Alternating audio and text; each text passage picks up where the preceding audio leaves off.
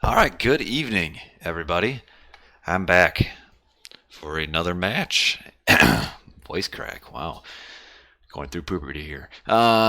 We are looking at the Age Mythology as summer tournament, best of five. We're on to the round of 16. The last couple ones that I've been doing have been round of 32, so we'll move up around, do the round of 16. There might be a few more 32s to do because not all of them are played yet, but we'll do this tonight. We've got jellyfish versus Sun Tzu. So we'll see what happens. Both players, I think, are primarily Norse players. And do remember that each player can only use the same god once in the best of five. So that mixes things up a bit. So I'm ready to go. Looks like Stream Elements is telling me I'm ready to go. And we are going to start. Let me get to my little screen here and load up to the game. Hit Alt plus Enter. And we're ready to go into game number one. How's it go? Already in the chat, ready for some good games. So we'll just jump right into game number one. And hold on, let me real quick pause this. Carl says his favorite caster. Well, okay, let me know. I think everything looks like it's good. I should have the scoreboard up in the top. We should have my game looking on Tundra right now. And we are going to get started with game one of this best of five series in the summer 1v1 tournament. And we are looking up here at Sun Tzu. And on the bottom is jellyfish. So Sun Tzu in blue, jellyfish in red, and both of them are Loki. And I know Loki is jellyfish's best god, at least I think it is. And I know that Sun Tzu also plays a lot of Loki, and I think Loki might be his best as well. So both players are opening up with their best god to start off this 5-game series. And we're on Tundra, so one of the two players would have picked this map. One bad thing about doing these is recorded games. I don't really know who picked this map, but one of them picked it. Don't know which one. So whoever picks the first game should pick game 3. So I think it's supposed to be game 1, 2 to the other person, 3 to the first, and then 4, and then 5 is random. But Tundra and Loki versus Loki. Jellyfish versus Sun Tzu. What a classic matchup. The names people choose to play online. Here you're right. But Loki versus Loki on Tundra. This should be a wild, fast-paced match. I mean, we've got high hunt to get these Herstier out quickly. And got an open map. I am seeing back/side town centers. Sometimes Tundra will spawn with one of the town centers being towards the middle of the map. This is both side. So rather than really fighting over a town center, we'll probably see more so fighting over gold mines. So the gold mines are very important to take a look at. And Tundra's gold mines are always forward or generally always forward. Again, map spawns can kind of vary, but that's what we're going to look at. That's going to be the key because Norse runs out of their gold mine right around, 11, 12 minutes or so, maybe even a little bit quicker than that. And that's when they got to come forward to one of these gold mines. Each player has 4 extra gold mines, but they're all in the front. We can kind of see them in like a U around each player's base. So 1, 2, 3, 4, 1, 2, 3, 4. None of them are really that great for either player. This one is pretty close to the base for Jelly, but it is kind of blocked off by some trees. And the same thing, really the best one is probably this one. But again, it's still right towards the middle of the map, so we're going to see probably a pretty quick game, most likely. Because once one player gets the advantage, in a Loki v Loki, it kind of is the game right there. I've seen some Loki v Loki games last only like 6 minutes. There are the rare occasion that they last a long time, but we'll probably see a pretty quick game. Both players will have hunting dogs. Is there there is no observer to use the observer codes. Jellyfish did use the initial spy on these vills here. I'm not so sure that's worth it.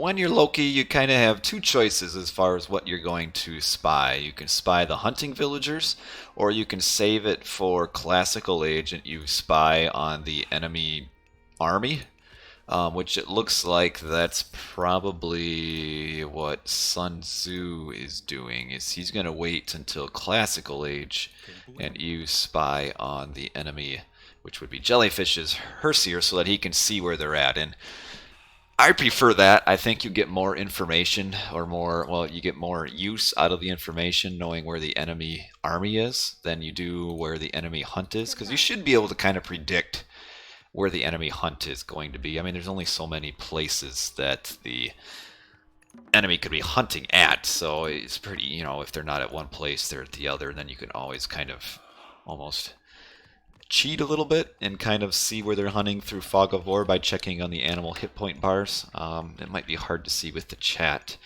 but when you click on an Auroch, for example, and you see this little hit point bar down the bottom, a little red one through the chat there, if it disappears like this right here, that means it's dead, and you can click on that through Fog of War. So like if this elk were dead, the little hit point bar here would not be red, it would just be blank. So you can kind of use that to see where the enemy is hunting. That's a little tip for you guys. And here are, so Sun Tzu is getting the first aggression on the hunt here. Jellyfish is up at 429. Sun Tzu should be up as well. So both of them are up right about the same time. A little bit of this really isn't accomplishing a whole lot. One thing that is actually a little bit important to note, and it may be big later, is that Jellyfish's 3-pack of Aurochs is forward as opposed to Sun Tzu's, which are to the side. So a little more side into the back. So these are a lot more protected than Jellyfish's front hunt. And so we'll see right here, well, he has line of sight kind of, but like right now this Auroch is dead. And click on it and there is no hit point bar. This one is alive and there is that little hit point bar right there. So should see just pure Hersier for both players. Very early use of the healing spring just to heal up this last one. And Sun Tzu just doing a little bit of side scouting here. These 3 Aurochs are juicy, but it's a risk to go to them. Kind of surprised we don't see any walling. It's nice to just put even just one little wall just to like run through and hide behind. Jellyfish getting a little bit of attack here, but he is outnumbered and it's 6-4. Though there is one more here. Oh, we'll have to watch out. You don't want to lose our early Hersier. They are pretty expensive at 80 food, 40 gold. This troll just kind of trolling along and he will die. And the Hersier will run. Crap. Let me pause. I just spilled my water. Give me a minute.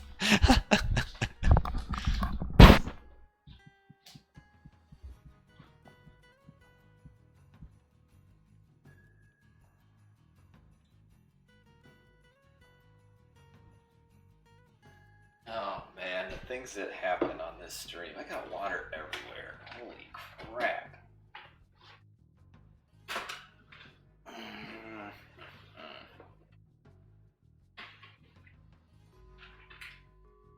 Excuse me while I clean my water mess here. It's actually not too bad.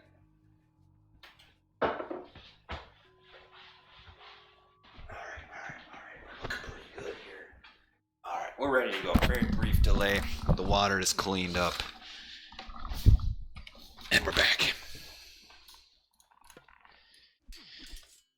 Okay, what do we got here? Still Hersier fighting Hersier. Oh, what's this relic?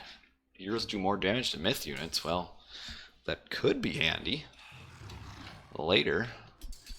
Looks like Sun Tzu got Holothanes first, which is very important. Holothanes gives the Loki an extra, 1.1 speed and an extra 13 hit points.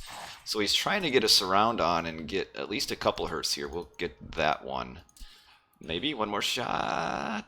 Oh, he just got Hall of Thanes. Oh, Hall of Thanes for Jellyfish comes in just in time so he doesn't lose that Hersier. Oh, that's big. But Sun Tzu should probably keep up the aggression here because his Hersier are full HP and Jellies are not. and might be able to, if he's careful, pick a couple Herseer out. But well done by Jelly. Got that one low hit point Herseer back, and will heal back up, so that's important. We got some more Herseer up here, and we did see that Sun Tzu did use the spy on the enemy Herseer, so Jelly's gonna have to sit back for a little bit still. You gotta be careful, that one's still pretty close to being dead, but the rest are pretty well healed up. And oh, you gotta watch out, trying to get the surround in. Oh, he kind of like ran right past the surround. So Sun Tzu does have line of sight of those vills leaving because of the spy on the Herseer, and he's going to try to... Okay, got a Herseer in the tower there. Oh, might be able to stop the second... what is that, a second? Yeah, Longhouse coming up. Maybe, but gotta watch out. Pop is 82 to 75. Jelly is actually a little bit housed right now. There he is trying to build that house. So Jelly is behind on the army front, 82 and 75. But he does have... Oh, he's making a throwing axeman. Once you start switching to throwing axeman in a Loki v Loki, it's kind of hard to win. Because your army will then be a little bit slower. Like, the throwing axemen, even in defense, aren't that great. Unless there's like one spot they have to fight at. Because throwing axemen can just get run around. We got a troll fighting a troll battle here. Looks like the red is slightly ahead in this big troll fight. And it is... that troll won the 1v1. And oh, Jelly...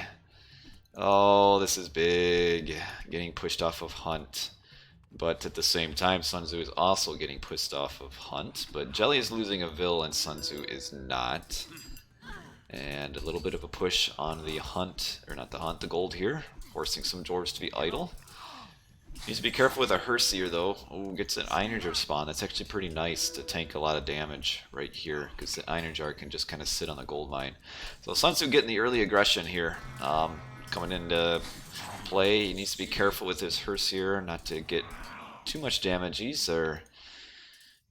Here comes the Jelly's back, but Jelly just in that little 2 trades there, falling quite a bit behind. But now Sun Tzu just needs to be careful not to lose a lot of heroes for no reason, which he did lose a few different heroes there. But overall it was worth. And the spy on that one Herseer is coming up big. Sun Tzu knew they're coming back. So Sun Tzu is the beneficiary of that trade for the most part. Ooh, very poor. Oh, well, that's a... Never mind, that's Sun Tzu in defense. But you don't... A troll, and especially in a Loki v Loki, the troll is just so bad to get his spawn. They don't really do much. And here comes... Sun Tzu is just running right around jellyfish. Should be able to catch another Vill here. And 2 more. Oh, I got that one. So 95 pop to 92. Jellyfish is kind of even in pop. Actually has the army advantage up here because Sun Tzu is split up, and that's forcing Sun Tzu back again. Uh-oh. Is Vill stopped? Oh, that's huge. Oh, this could like completely switch the game around. The Vill stopped running. He's gonna kill like... Should be able to kill almost all of them. Oh, get a little bit of a block up here, and he might be able to get all of them, maybe? No, not quite. Oh, one more shot on her. Oh, that's big. We have another fight here. Herseer, trolls, throwing axemen. Oh, that's huge. Now Jelly just needs to be careful not to lose, because that he was behind, but that put him ahead right there. Is winning this. The trolls do actually do, because myth units do damage against other myth units, the trolls do decent damage against Einerjar, but ooh, that was a big fight there.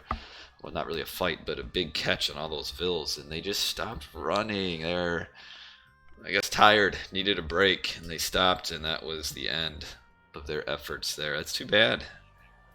Kind of an unforced error, so to speak. And Sun Tzu is on that forward gold mine, and Jellyfish has just moved to his forward gold mine. So now we have kind of 2 different places for each player to attack. Is the Hunt or the gold mine? Jellyfish did kill the spied villain. Oh, he's got a lot of low hit point units. He needs to heal them up. Like, look at all these Herseer that are almost dead. And now Jellyfish, you see, has have the score advantage. Getting a raid on the Vills here. It's actually a nice raid, but on the back end, still a pretty even fight down here as well. That is not going the way of Sun Tzu, and Jelly is going to win both of these. His army is getting pushed off of this kind of side fight here, but I mean, look at all the dwarves that are idle for so long. And there is no responding raid from Sun Tzu anywhere. He needs to get the troll out of here. There he goes. Now I have a few Herseer, some nice myth unit spawns. Taking damage. The throwing axe would need to be on the Herseer, though they were shooting at the Iron Jar. Now we have the responding Iron Jar spawn. And Sun Tzu trying to mine gold from there. I'm kind of surprised he went to this gold mine. When you consider, like, kind of how the armies were positioned, I'm surprised he didn't move to this one, which would have been just because of where the army was. A little bit safer for him, but man, that Sun Tzu kind of the early advantage, but losing the hunt there was kind of the first misstep, and then also maybe going to maybe the wrong gold mine, kind of the second misstep, and now Sun Tzu kind of in a bit of a bind. Jelly's at 105 pop, Sun Tzu's only at 78, and fighting dwarves versus Herseer, that's not gonna work out. And actually Sun Tzu isn't even mining gold anywhere. You probably will want to get onto this soon. Sun Tzu trying to find the enemy gold. Oh, Jelly could have won this. You gotta look at the hit point bars. Both these are almost dead. There, he noticed. This fight here, a little bit unimportant. Jelly needs to come over here and just sit on the gold mine. That's how he wins. It's just to sit on the mine right now. And these Herseer and the Valk did die. Try to get on that throwing axeman. But Jelly should be able to starve Sun Tzu at this point of gold, and that'll be GG. And Jelly should have more resources to fund this fight here. And throwing axeman, yeah, here comes all the Herseer. So the dwarves moved off of hunt up or gold up there, and Sun Tzu is way behind now. And again, once in a Loki v Loki, once one player gets a disadvantage, it's pretty hard to come back. And at this point, like, Sun Tzu is way behind, losing more gold miners, losing his little bit of an army he has down here, and that is about it for him. He has nothing. 45 pop compared to Jelly's 115. So yeah, that's over. And when you just think about it, how quick the tables can turn in games like this, where it's just pure aggression, and we can see just that raid on the hunt, and then the big fight here that Sun Tzu was forced to take because all his gold miners were here, and he ended up losing his army and a decent amount of his gold miners. And that's really, just the two mistakes for him, and that cost him the game, because prior to those two mistakes he was ahead. And I guess holding off on hitting that resign button, but really what's he going to do? And nothing. Take a look at Loki upgrades. Yeah, nothing. Just husbandry and hunting dogs. And Sun Tzu has just pickaxe and hunting dogs. So yeah, typical Loki resources or eco upgrades. I even got water on top of my computer. Man, look, I didn't fry things over here.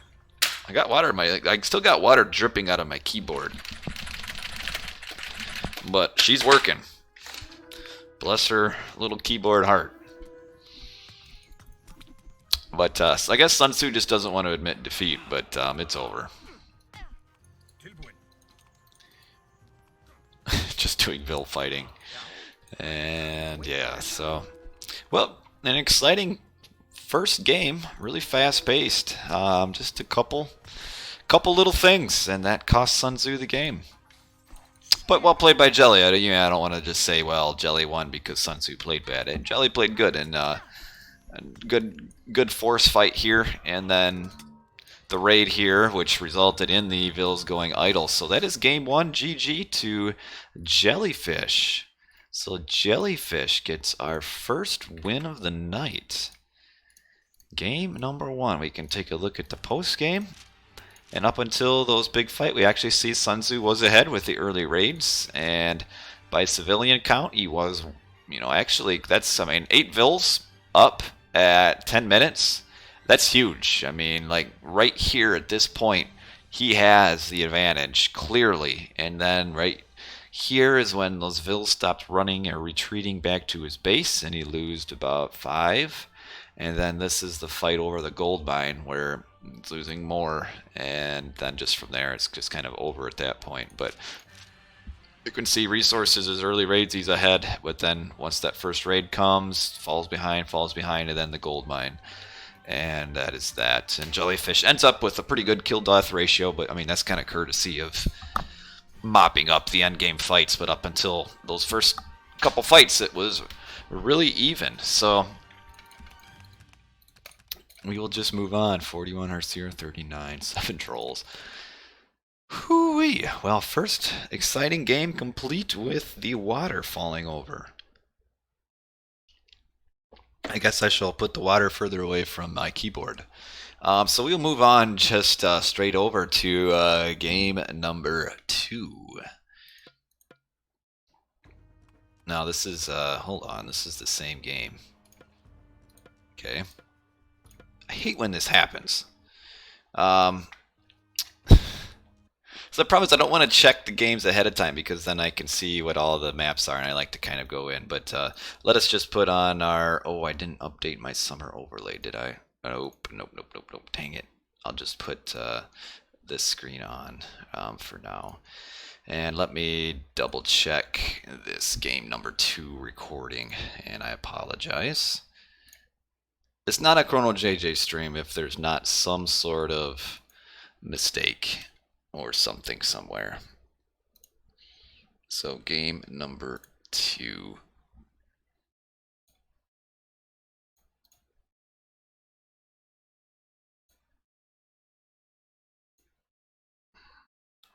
Now I'm really confused because, well, whatever. Because I did download a second recorded game, but it's showing up as the same one.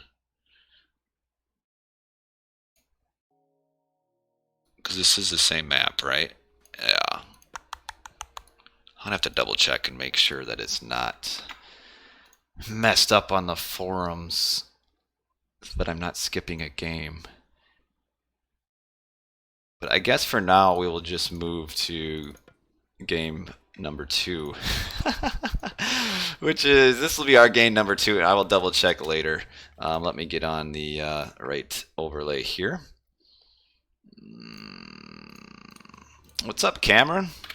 So game number 2, as you can see, is on Vinlandsaga, and we have Oranos for Sun Tzu versus Jellyfish's set. It's kind of interesting that Jellyfish, I'm assuming Jellyfish probably chose this map because I chose this map when I played against Jellyfish and I was set and I beat him, so it looks like he's just kind of copying maybe my build, which, well, he's not because he's going to water first. But yeah, Vinlandsaga as just kind of a goofy map. Obviously very substandard. And you start on a base with almost, or a little island, I guess. Not even really a base, but your base is on a little island with one little gold mine, a few berries, and some trees, and that's it. Everything else is on the mainland. So we've got Set versus Oranos. Typically what the Set player will do, will try to advance around 5 minutes to 5:15 and take an early town center. Just use shifting sands to grab a town center. You can actually go for real power play town center and grab like one of these down here. It actually wouldn't be a bad idea to grab one of these. Yeah, because this one right here really protects that gold mine really well. Like that's what I would do if I were Jelly later on. Rather than shift and grab this one, kind of want to shift and grab the one down here. But his hyena's getting whacked down. So another thing on this little land here, a little kind of AI controlled units. They really don't do much damage. They're more just an annoyance, but they are whacking down the hyena. And theoretically, if the oracles get too close to them, they could also get whacked down by these little units as well. So we got the first few boats up here for Jelly, and he's housed. Ooh, he was housed. That's not good. You don't want to be housed. Oranos isn't bad on this map either. Oh, he's sending a Vil over right away. That's a little bit unusual. He actually almost has to because there's only 4 berries. He's going to almost need to get additional food from the base mainland, because what you can actually do is animals do go in transport boats. So as we see from Jelly here, he is converting all of these, what are they, elk, caribou, elk. He's going to throw them into the boat here and then take them back home and then eat them for food. And it's getting more. He has 5 boats out compared to Sun Tzu's 4. This is actually a really nice second fish right here. Really nice fish for Sun Tzu. A fish on Vinlandsaga just can be completely crazily spawned wherever it wants. We can see like there's a huge gap of no fish here, and then it's all like right here, and then a few on the corners.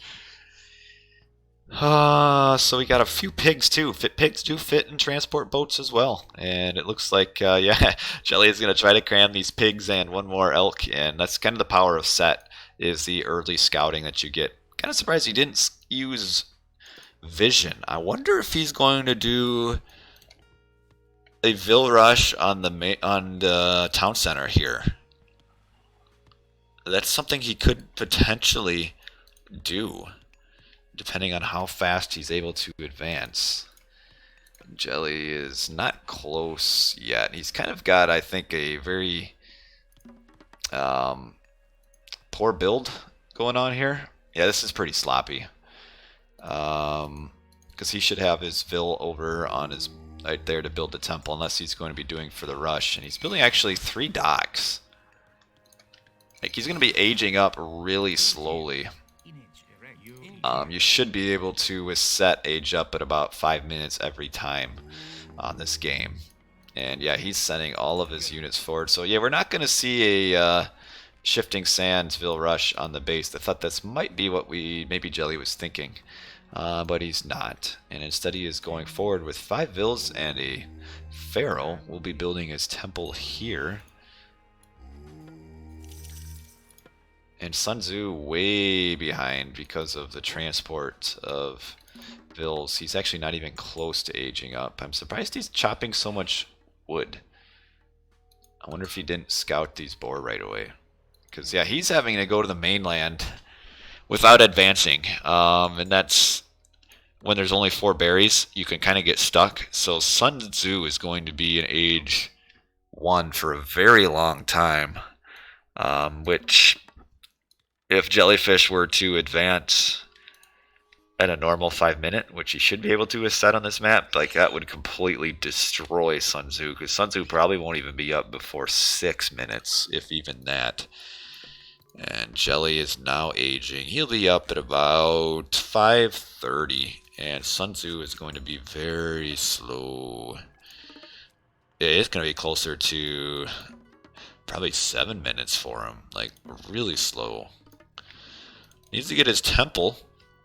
He actually does not have enough gold to build his temple yet. Okay, now he sent 1 Vil over to build his temple there. Oh.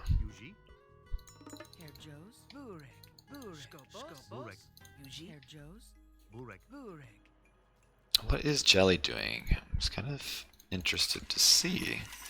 Yeah, so he's not going to use Shifting Sands to shift his Vils at all, actually, which is a little bit unusual. He built, that's a very, I think he screwed up that gold mine. I don't know if they could fit in between the mining camp and the gold. So he's up at 5:40. It's kind of slow. You really can't do much with this. Navigate. I assume that's for your reaction to seeing the map. But actually, if like Jellyfish gets his units forward, I mean, he should be realizing that Sun Tzu isn't even up yet, and should be trying to go forward and doing some damage. Because Sun Tzu is not up until, yes, just under 7 minutes.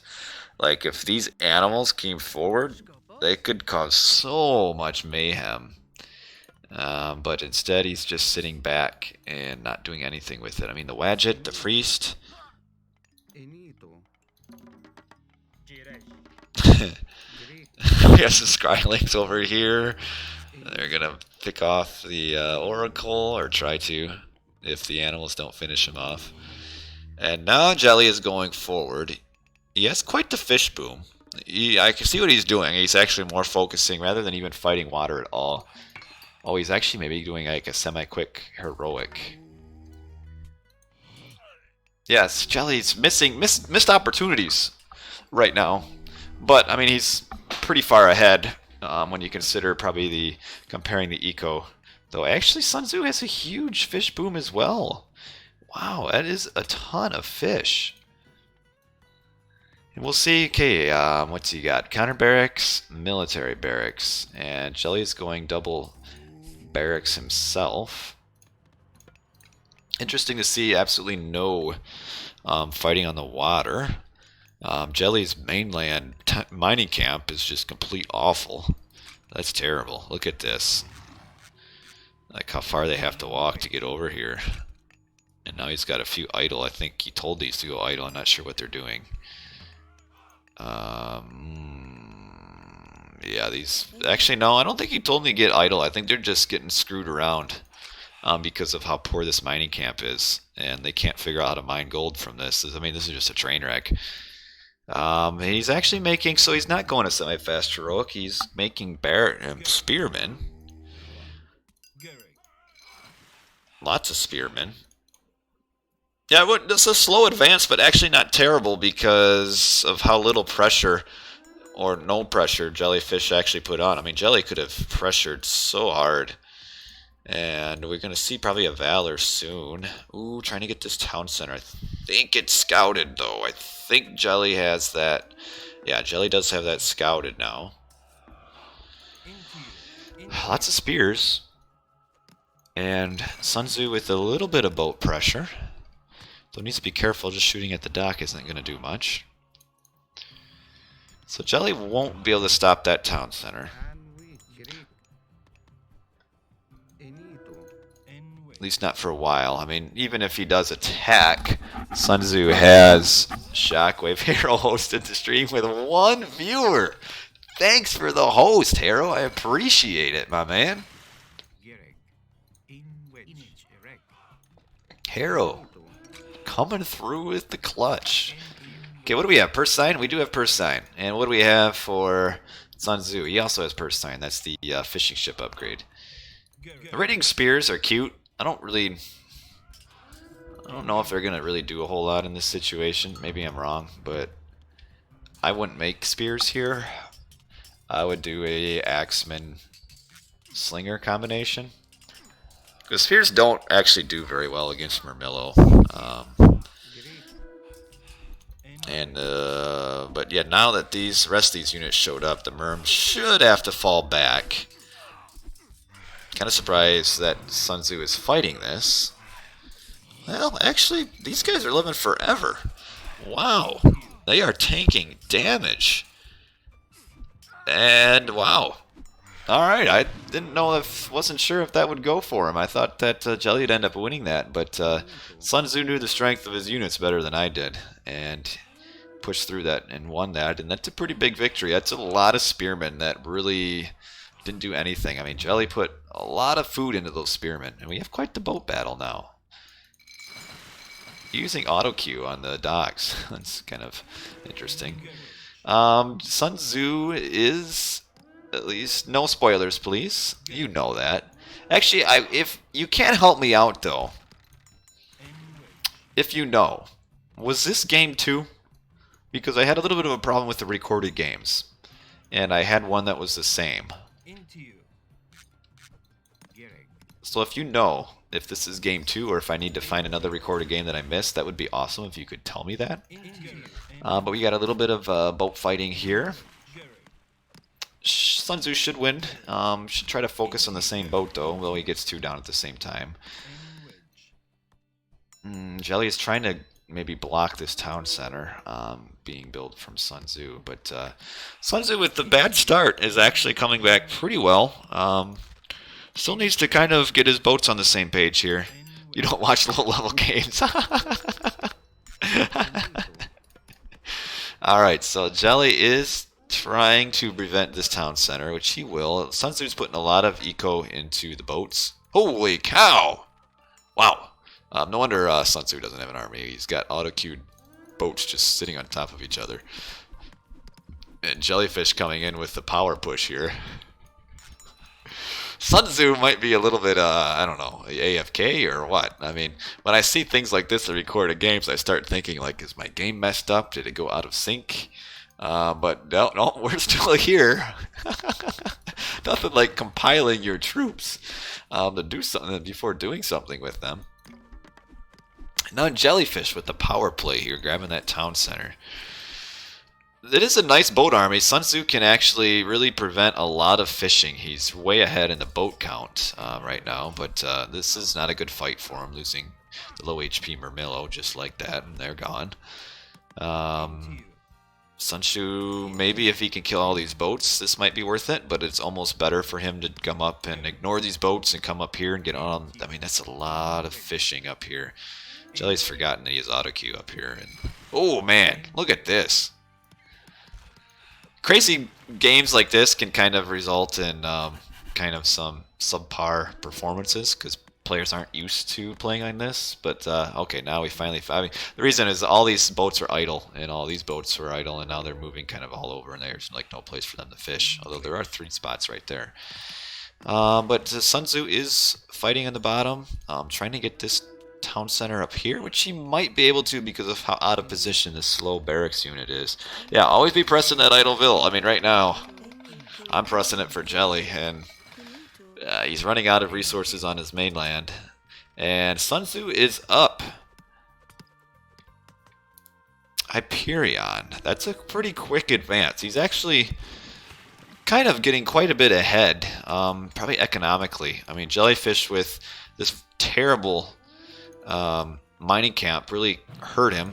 He cannot get. He's trying to get Shadoof for farms, but he didn't never have a monument, so he can't even get Shadoof. I'm kind of surprised Jelly is not using shifting sands. Shifts his whole a whole army or villas up here to prevent this. He's gonna run out of route time. I would shift villas here and prevent this town center. Oh, that was a missed opportunity. Like, with all these villas being idle, he might as well just shifted all 20 of them here, and that would have been his town center. And he would have been at 4-2, which would have been pretty tough for Sun Tzu to come back with. So, even with Sun Tzu having the economical edge, down 4-2 town centers, you just wouldn't have the eco or the pop space to do anything. I think Jelly should have done that because this is... I don't even think he has Shadoof. No, he's building 70 gold farms. This is really like poor for his eco. It would have been much better just to shift all these fellers over here and get that town center. Little chaos here just on the slingers, but what is Sun Tzu up to now? Is he... Nope, he's not aging. Does he have his second fish upgrade? Nope, don't forget your fish upgrade. There, he's getting it. He also has this myth unit here. Let's not forget about her. Sun Tzu does have Jelly pushed off of quite a bit of fish. And Jelly trying to tower up on this forward mine here, but is not able to. We see Sun Tzu taking full advantage of his full pop. Just imagine if he's only at 130 pop right now. I think Sun Tzu will be taking this. Would that be inspired? They both put their Titan on their little mini island.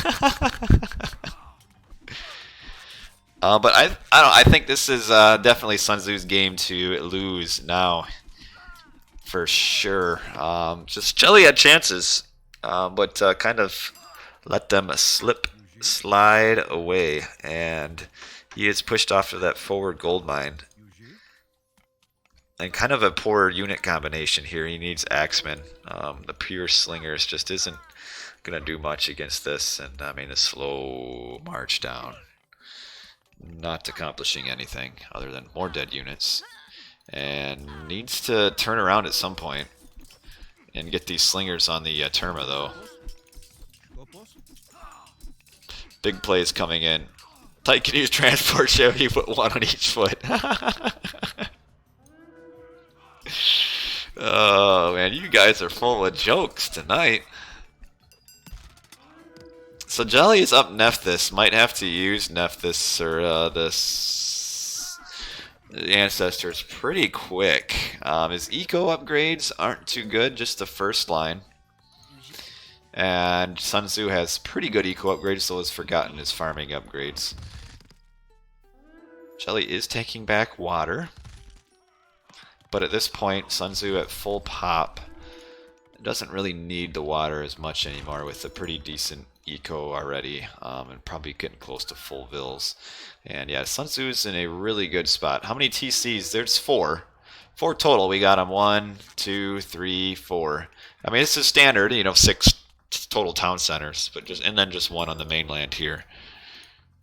But look at these farms, like up here. It's like, how far can they walk? Alright, we have Ancestors used on this to protect the gold mine. Do we have unupgraded Axemen? Don't like to see that. If the Slingers can get on this Terma, it'd actually kill him pretty quick. Gotta be careful of the... Oh, okay, did get him. Just like that. The Alligator actually does decent damage. 11 hack damage. So Jelly kind of winning this fight and stabilizing here, but Sun Tzu I think is aging up. Yeah, he's 85% up. And he kind of got a few different choices as far as where he could put the Tart Gate, and I think it doesn't really matter where he puts it. It's going to just completely wreck Jellyfish. Probably shouldn't put it here because he's pushing anyway. Maybe put his Tartarian Gate right here, which would... Well, that town center's probably almost done anyway. Or even you could almost put it on the mainland and cause some drama. But we might see the Tart get put up here. But yeah, Jelly is way behind. We can see 1100 behind his score now. And fighting with unupgraded Axemen at the 17-minute mark isn't going to work. But yeah, he was behind economically even before this town center came up. But he might have had a chance if he would have shifted and gotten this town center. You just hate to lose while still having shifting sands in your pocket. It's such a strong god power when you used it properly, and just to have it sitting in your pocket without ever using it, that hurts. Alright, so Tartarian Gate here just to eventually kill the town center. And then Jelly will just continue to push down on the bottom. Or not Jelly, Sun Tzu will continue to push down on the bottom. And Jelly, not much of a chance anymore. If he had one, it is gone. We even got the siege ships on the town center. Look at that. Yes, it is on range for siege as we look right here. And those are upgraded boats. And yeah, they're sieging it down. Also, this town center would be in range as well. And actually, all of them would be if needed, if we got to that point. But that's GG. So Sun Tzu with a win, with a really bad slow start. But because Jelly didn't push, he never punished. Like, imagine if Jelly took this town center to start off the game. With Sun Tzu's, like, Vills being here. I mean, Jelly could have gotten this, like, well before. But that's alright. It's easy to see what should have happened when you're watching the game. We look at the post-game and see a Jelly way behind economically. Had chances, but just couldn't quite do it. I think just really bad kind of mining camp placement really cost actually a ton of resources. Also, really bad eco upgrades for a long time, and that's kind of why we see this slow, just really bad resource disparity that we saw. So that's game number 2 to Sun Tzu. So we will move on to game number 3. I'm going to put on the overlay real quick here. I wish I would have remembered to update my summer overlay. So we're going to have to correct a whole bunch of things here.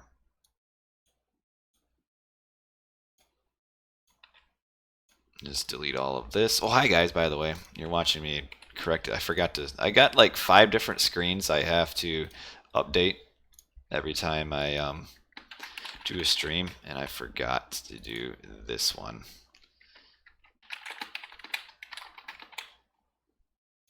So I'm gonna get this set up here.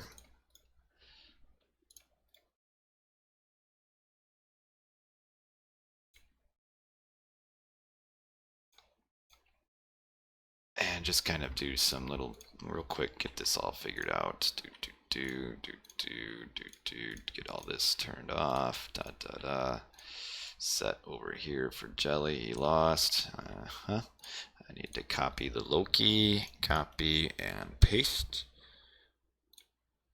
And move him over here. And then just over on this side, update to jellyfish.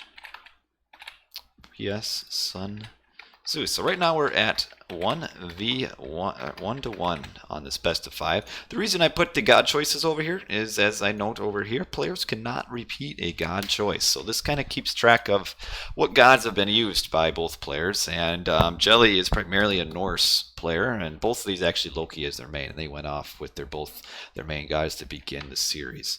So how many games tonight? Probably just this series. Then I might play or maybe go on to something else. We'll see. And we are going to get the next game started in just a minute. I need to get it out of my folders. One, two. You know, that's really strange. To game number. So this is game number, actually, this one. So let's get it here to game number 4. Pick you, Chrono's my secondary god after Narvi. Well, thank you for that.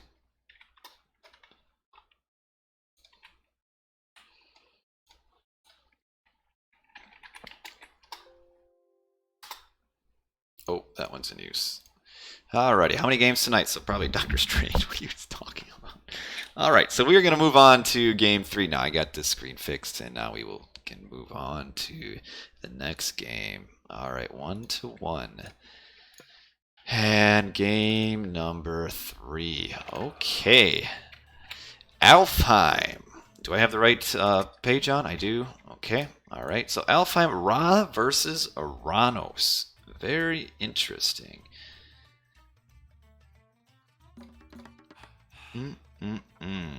So Sun Tzu is the Ra, and jellyfish is the Oranos. And jellyfish color red on the bottom right, and Sun Tzu in the blue top left.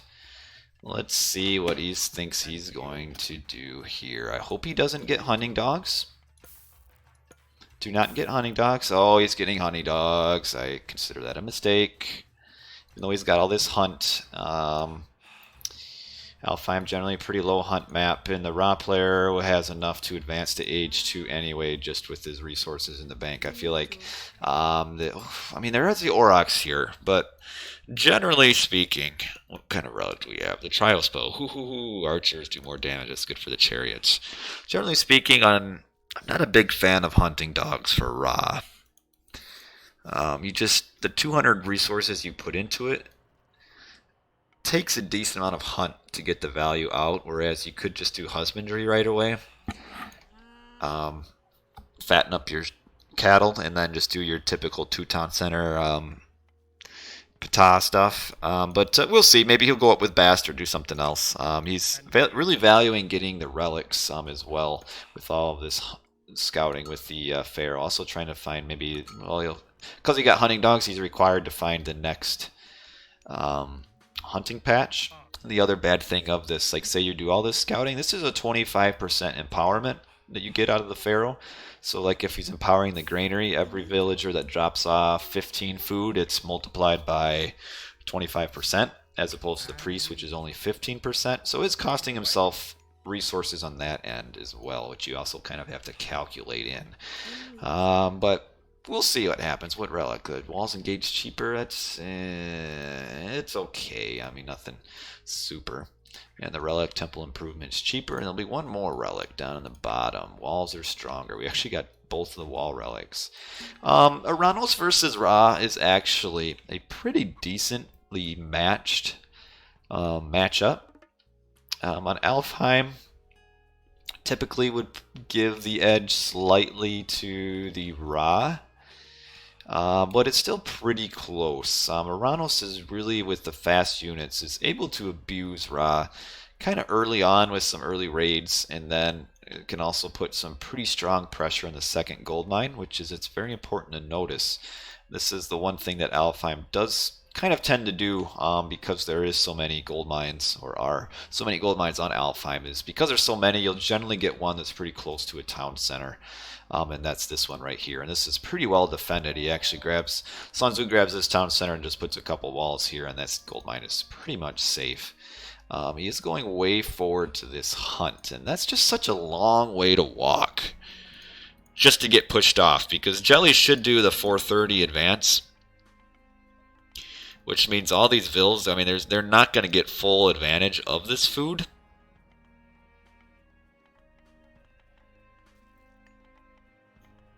So by the time they're really getting much, they just have to run back. Like in probably about, I mean, it's just a lot of, just a long way to walk just to get pushed off.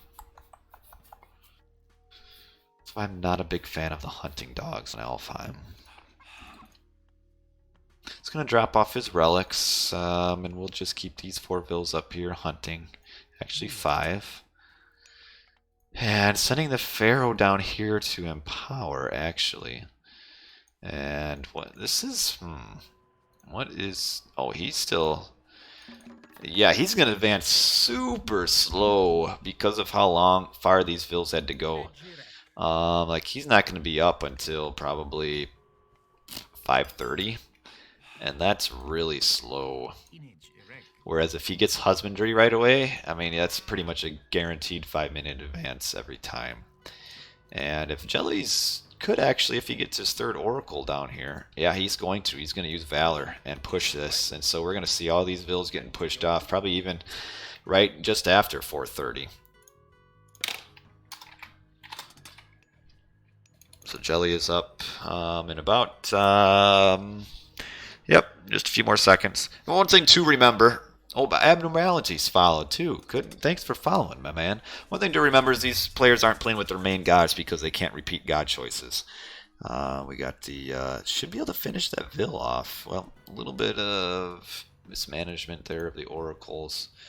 Oh yeah, get on that Pharaoh. You can kill the Pharaoh, that's huge too. I don't think he's going to be able to because of that wall, but oh, well, Pharaoh stops. Oh, block him off. You'll be able to get him. Block him off. There you go. There you go. Yeah, get him in again. Get in front of him. Just attack him. There you go. The Pharaoh's down. That's a big boost to the early advantage. No, what I want to know, it was Vinlandsaga Game 2, because if it wasn't, I'm going to need to download another recorded game. So just let me know if Vinlandsaga was game number 2. So this is where I'm talking about the early pressure from the Oranos can really kind of hinder the Ra. And yeah, this is a very slow advance for some Sun Tzu. So game 3 is Vinland, so I am missing a recorded game. I'm going to have to download it. Okay, so Sun Tzu, very slow advance. He actually might not even be able to get this town center without having to use shifting sands. Because he doesn't even have the Pharaoh. He doesn't have the Pharaoh to empower either. He might be forced to use shifting sands to get this town center, maybe. The units here are a little bit out of position. Should have known that the town center would be coming. Actually, with Jellyfish's units being out of position, he might not end up needing to use shifting sands. The first two were Tundra. Okay.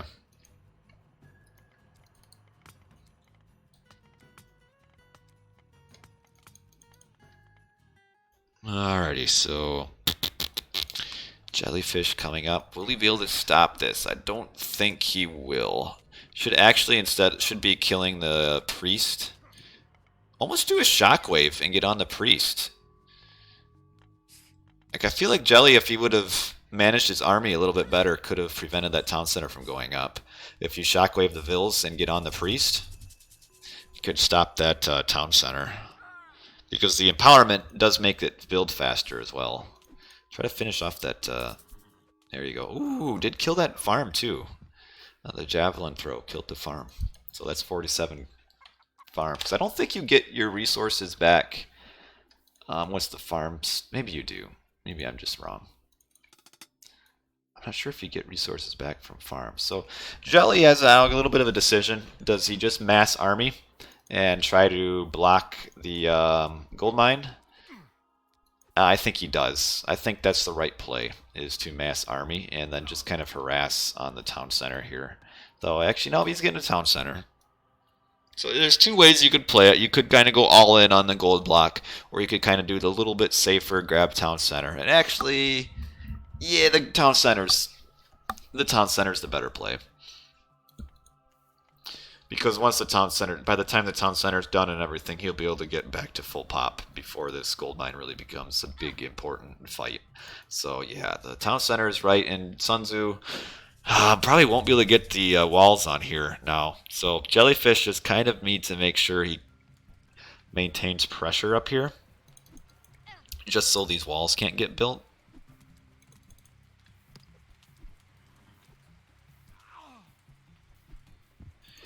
Build down.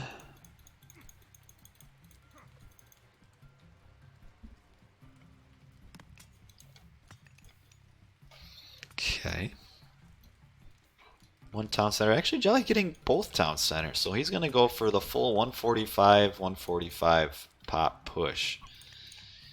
And Sun Tzu with his rain will be aging up. Kind of a slow age up. Won't be up until about almost 10 minutes at best. Jelly has to be careful not to lose his heroes, though. They're really valuable. He could actually also push on this gold mine too. Like if he would have just gone all-out pressure, he could have actually put a decent amount of pressure on this gold mine because it is forward. But would be nice to kill that temple. Still hunting is Jelly. Gotta be careful, don't lose your bills. We did see Skin of the Rhino come through, which, oh, not quite yet. Oh, there it is. Skin of the Rhino makes bills stronger, improves their hack attack and pierce armor and hack armor. It's actually a pretty strong special tech. And yeah, Sun Tzu, yeah, 10 minutes and... Oh, he forgot his armory! Oh, that hurts. Like, he could be aging right now, but he forgot his armory. And he will probably lose the temple as well. And just, like... Oh, that really hurts. Forgetting the armory and then just the slow advance. Because Ra is all about getting to heroic and getting those Migdal units out, and you kind of what you need to do as Ra is get your army out before the enemy can push on your second gold mine. And because it's taking Sun Tzu so long to get to that point, he's probably going to have a hard time solidifying his gold mine. I'm kind of surprised that this Jelly is holding on to all of his shockwaves as well. Guess he really doesn't need it for this fight. I mean, Sun Tzu kind of going kamikaze with his Vils here and losing quite a few Vils. Lost, what was that? Yeah, one, two, three, four, four vills, I think, here. Well, it's pretty significant.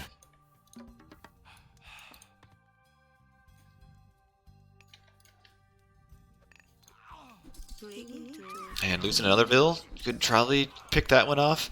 Axemen are not the answer here. The fast-moving Terma are just able to kite the Axemen so easily. And Axeman just, I mean, just needs to keep the Murmillo back so that he doesn't get any benefit out of the Axeman. But you don't want to be building Axeman in this point. He's trying to get, oh, the Pharaoh killed again. That's a huge empowerment loss. And we're seeing all the Axemen coming down with really, what did they kill, like 3 Murmillo? So not worth it. It's a really bad trade for Sun Tzu. He is up, is getting this wall. Actually, would probably want to build the wall a little bit further out. And then there is some raids coming in on here. Jelly could, yeah, he could, at this point he can stop all of this. And trying to get that bill. Oh, gets her. And try not to lose too much. Just probably at this point isn't worth it being up here. He's going to be losing quite a bit of hit points to the towers. Oh, doesn't kill her. Will he kill her? She doesn't want to get in the town center. Jeez. Women. Doesn't want to go in the house.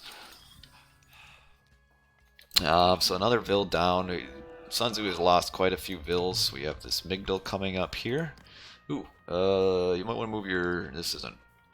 There you go. There you go, Jelly. Kind of eco upgrades we got. Just the first line. We'll be moving on to farm soon.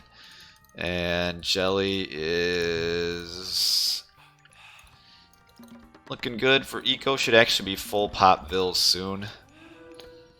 And with all the damage that he's put in, I know the score is pretty close right now, but Jelly should be in the driver's seat at this point.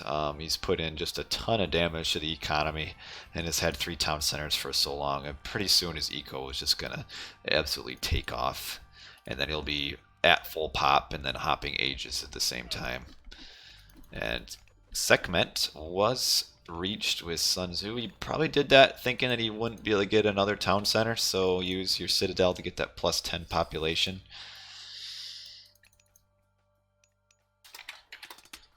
Jellyfish getting plowed now as he'll be switching over to farms. So there are his first 2 farms.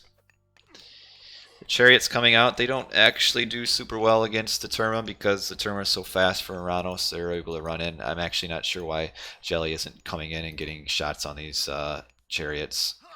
You'll be able to really trade really well here. And now we have the Citadel being used. This kind of ends up killing quite a few of the Terma. Right now, this fight, yeah, he's losing. Jelly's being a little bit careless with his units. Lost a few too many up here, and I just went in a little too far. He'll probably be aging up soon. Yeah, he is aging up with Hyperion. That's a good choice. Chaos will get 4 units and the Scarab. That's actually big, getting one of those Scarab. That's huge. Sun Tzu recollected his Archer Relic. Should try to get, yeah, should try to get a little bit of a raid, but most of Jelly's vills, actually, pretty much all of them are really safe. Not a whole lot that could be raided. So Jelly is a little bit ahead score-wise, but he'll be hopping ages pretty quick, getting all of his eco upgrades, I assume. Copper shields, you do always want to get your pierce armor upgrades against Egyptian. Sun Tzu got his market up. There's a Chaos has been used. It's got a couple chariots and also the Scarab. That hurts. I mean, he spent 300 food to get one of these Scarabs, so it's kind of a loss of a Scarab for 300 food down the drain. The dead Scarab does kill a vill. If you didn't know, when Scarabs die, they do splash damage, which kills or can damage units. Alright, so Sun Tzu is going to try to take this town center. I don't know how this is going to work for him. Jelly doesn't have a big army. He might be trying to age up. Or no, he's getting some, well, maybe. Yeah, he is. He's kind of stopping army production to age up. Probably should have gotten full pop first before trying to age. A little bit slow probably to get these units up. Because, yeah, Sun Tzu shouldn't have been able to get this town center. That does hurt the Atlantean push for sure. Jelly should have been able to prevent that. But we'll still have the Tartarian Gate later on. Probably coming up pretty soon. Or you might go up Vortex just to be cool. But yeah, he's almost aging up. Right now he's just needing just a little bit of food. And yeah, now age for Hecate or Hecate. We'll be using Tartarian Gate eventually. Some pretty poor upgrades for Sun Tzu as far as economic upgrades. Looks like he's maybe trying to age up as well. Just be careful with his satyr. There. Another Migdal here. Making camels. Should almost just go pure camel right now. And forego the chariots. Because the camels do well against the lancers. And also do really good against Terma. Trying to save his Scarab, but won't quite. Oh, that guy was at like 3 hit points. And that's battle really went poorly for Jelly. Oh, he lost a lot there.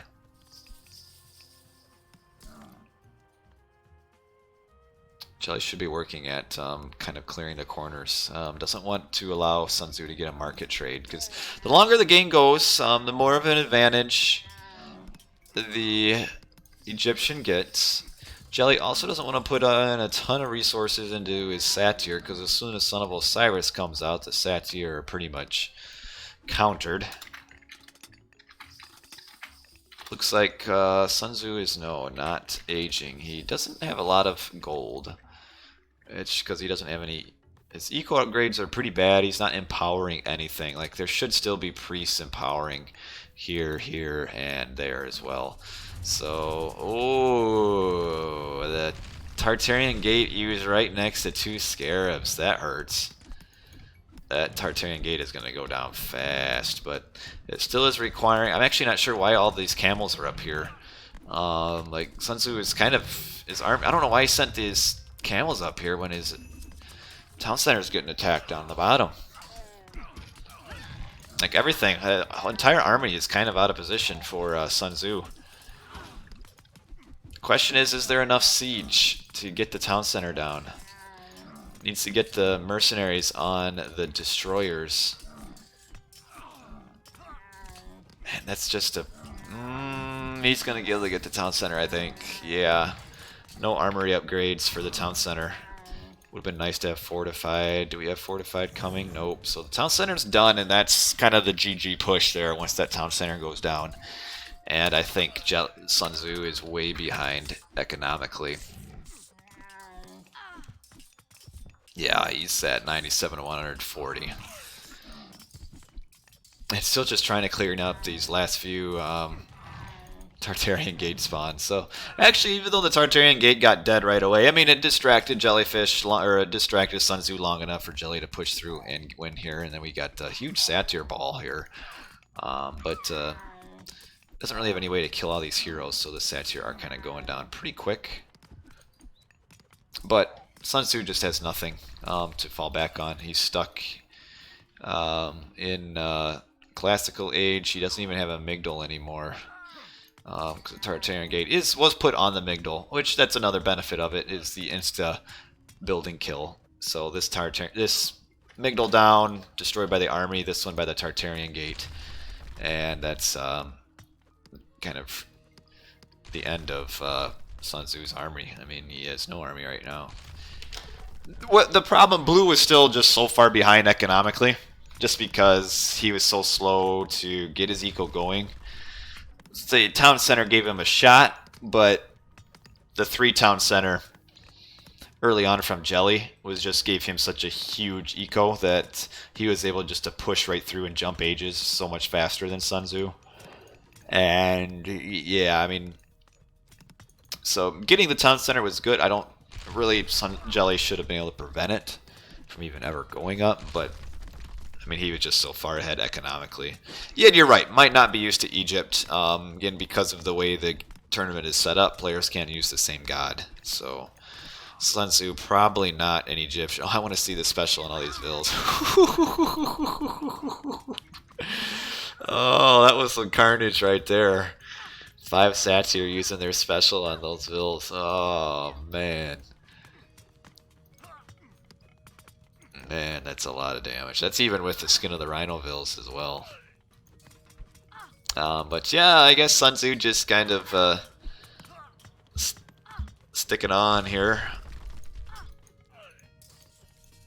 And finally uses shifting sands to shift the satyr somewhere. It doesn't matter. Oh, right there. But that doesn't really matter. Again, shifting sands kind of never used to help at all. What would probably be useful in a situation like this, trying to do a 2-town center fast heroic, is make a little pen here, walls, and then the first like 8, 9 Atlantean units you just shift into the wall, and that ends any early pressure from the Atlantean. That's kind of the best thing to do in a situation like this, or a game like this. But that's alright. Well played by Jelly. Got the early pressure. Pushed off of Hunt. The hunting dog start by Sun Tzu definitely was not worth it. Resulted in a very slow age. I mean, the age 2 at 5:44. 5 minutes would be the slowest, probably, if you're going to try to do a 2-town center. 5 to 5:15. And hunting dogs is what resulted in that. Yeah, if both play Loki, why don't they play Thor or Odin? I'm not really sure.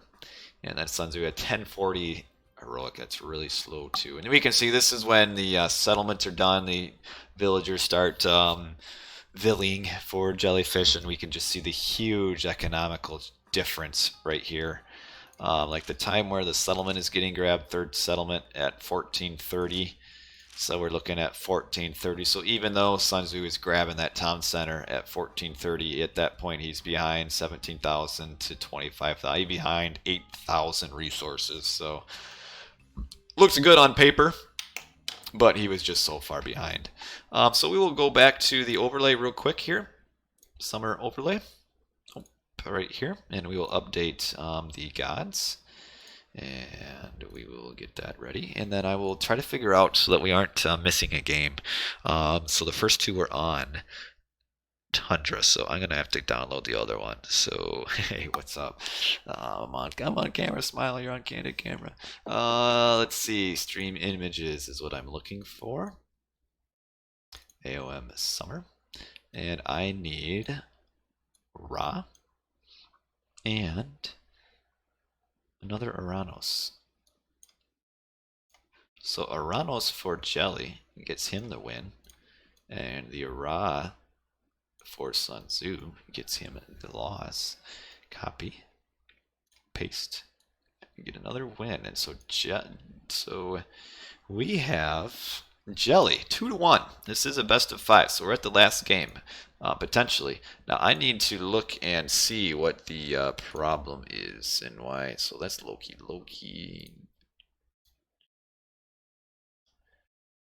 Okay, here I found it.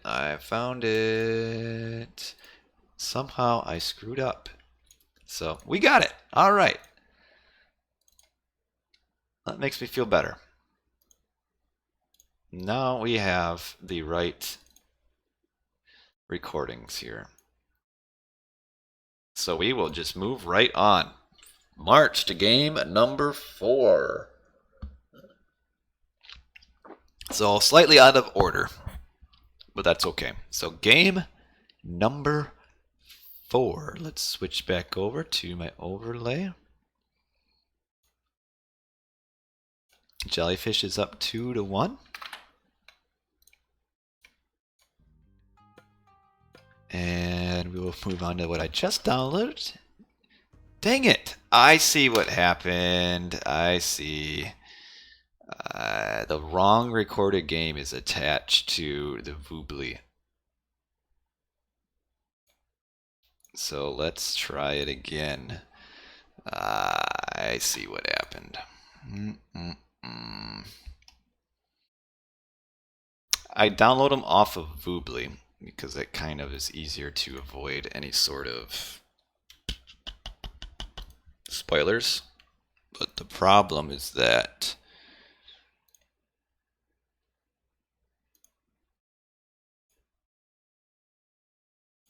the wrong game got attached to the game. So we are looking at trying. We will try this one.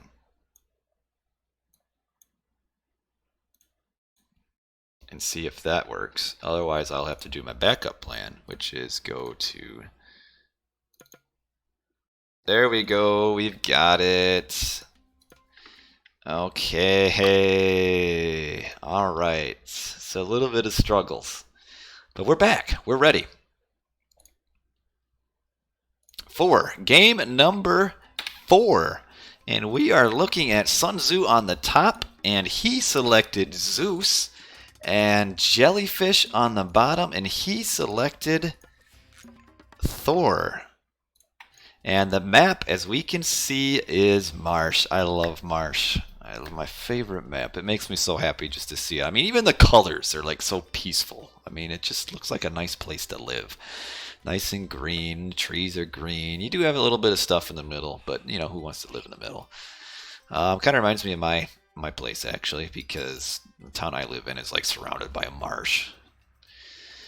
Alrighty, so game number 4. So Jelly is up 2-1. Jelly wins. The series is over. He moves on to round of 3. Both players, I'd say, are about the pretty similar skill level. Not the top 1v1 players, but pretty good with their Loki mains. But obviously in this tournament, it kind of forces players to use what are not their mains. So we'll see how this game goes. So Thor v Zeus on paper is in the Zeus's favor. The Zeus with the restoration push on the second gold mine is so strong. However, one thing Marsh does do is that it tends to spawn kind of back-ish gold mines. And we see the back-ish gold mine for Jelly down here, which isn't in a bad spot. He could do a little bit of a wall and kind of secure it a little bit, but it's still, you know, not really very protected. But it's to the side. Unfortunately, his town center spawned on this, so you can't really grab a town center to kind of protect it. Sun Tzu does have a kind of protected town center or gold mine with that town center, but I don't think he'll really need it. But yeah, we'll see probably a pretty aggressive fight here early on. Typically it would be Zeus trying to push the Thor off of his second gold mine. So once the first 3,000 runs out on here, though actually I like this. I just noticed. So a lot of times Thor players will use Dwarven Mine right away to kind of maximize walking distance and such and not have to build an ox cart right away. He saved his Dwarven Mine with the anticipation that Sun Tzu will try to push this second gold mine. So by saving the Dwarven Mine, it does actually get more gold with every age. So I don't... Maybe somebody in chat can help me out because I don't play Thor enough to know what the values are. But I think maybe it's 500 gold used in Archaic. You know, I just made that value up. But you're going to get more gold out of it. He's really struggling building these towers over here, or these walls. But saving it so that he has more safe gold in age 2 is moving forward to hunt. Good that he's saving his back hunt, which right here we got 3 hippo. Because Jelly will probably be on the defensive, so he wants to get as much of the forward hunt as he can, and then fall back to his back hunt in classical age. Yeah. Ooh. Maybe could have put another Vil to, or get an ox cart out sooner. He's got a ton of wood as well. Kind of an unusual build, I feel like. Like, there's a ton of wood being gathered that he really doesn't need to gather. Well, I guess it doesn't matter. He's Norse, so he'll be able to make dwarves anyway and be able to advance at a reasonable time. He's putting up some walls. Doesn't want to get it pushed off of his forward. His base is also has a forward gold mine. Hey, Jadino, how you doing? Usually you're in here making fun of Ozone, but Ozone's not around, so we can't do that tonight. Alright, so yeah, I guess it doesn't matter. He'll want 5 on foot anyway, so never mind me. It's fine. Oh, what kind of relics we got, though? Buildings more resistant to siege weapons, that's okay. Ooh, who improves cavalry speed? That can be useful. Free Pegasus, and then armory improvements less expensive. Sun Tzu is getting his back hunt. The hunt did spawn in Jellyfish's favor. There kind of wasn't room for another hunt spawn here, so it spawned to this side. So Jelly actually has some pretty good hunt. Actually, like this town center protects so much hunt. That's huge. If you were to get this theoretically later on, it protects. Look at all this hunt. I mean, holy cow, that's 6 boar, 12 boar right there, and along with a few random birds. But we'll see how this goes. We are up with Athena. Pretty fast advance, 440. And then he'll make probably Hoplite Toxodi is my guess. So two military barracks. And then we'll probably follow up with a archery range. Unless he's just going pure hoplite. Could be what he's trying to do. Alright, gotta make sure. Ooh,